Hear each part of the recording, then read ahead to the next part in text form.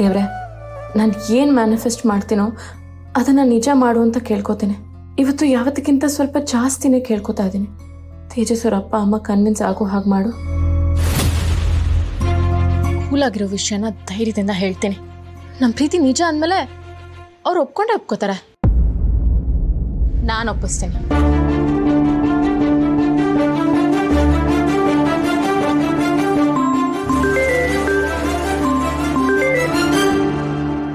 Hello hello, ಯಾರು? ನಾನು ನಿತ್ಯ ಮಾತಾಡ್ತಿರೋದು.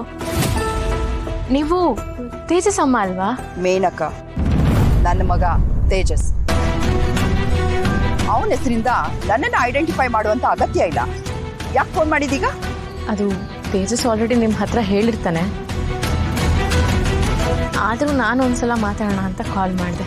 ನೇರವಾಗಿ ವಿಷಯಕ್ಕೆ ಬಂದ್ರೆ ಬೇಗ ಮಾತು ಮುಗಿಯುತ್ತೆ. ಬೇಗ ಮಾತು ಮುಗಿದ್ರೆ ನನಗೂ ಒಳ್ಳೇದು. ಸರಿ ಆಂಟಿ, ಅದು ನಾನು ಮತ್ತೆ ತೇಜಸ್ ಪ್ರೀತಿಸ್ತಾ ಇದ್ದೀವಿ. ಮದುವೆ ಆಗೋಣ ಅಂತಲೂ ಅಂದ್ಕೊಂಡಿದ್ದೀವಿ. ಮೊನ್ನೆನೇ ನೀವೆಲ್ಲ ಬರ್ತೀರಾ ಅಂತ ಅಂದ್ಕೊಂಡಿದ್ವಿ, ಆದರೆ ನೀವು ಬರಲೇ ಇಲ್ಲ.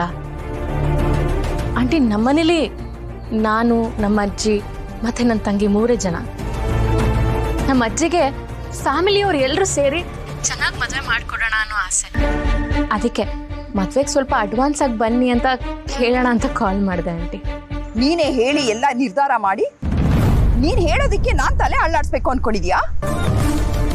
ತೇಜಸ್ ಹತ್ರ ನಾನೆಲ್ಲ ವಿಷಯನೂ ಬಿಡಿಸಿ ಹೇಳಾಗಿದೆ. ಮತ್ತೆ ಅದನ್ನೇ ನಿನ್ನ ಹತ್ರ ಹೇಳಕ್ ನಂಗೆ ಇಷ್ಟ ಇಲ್ಲ.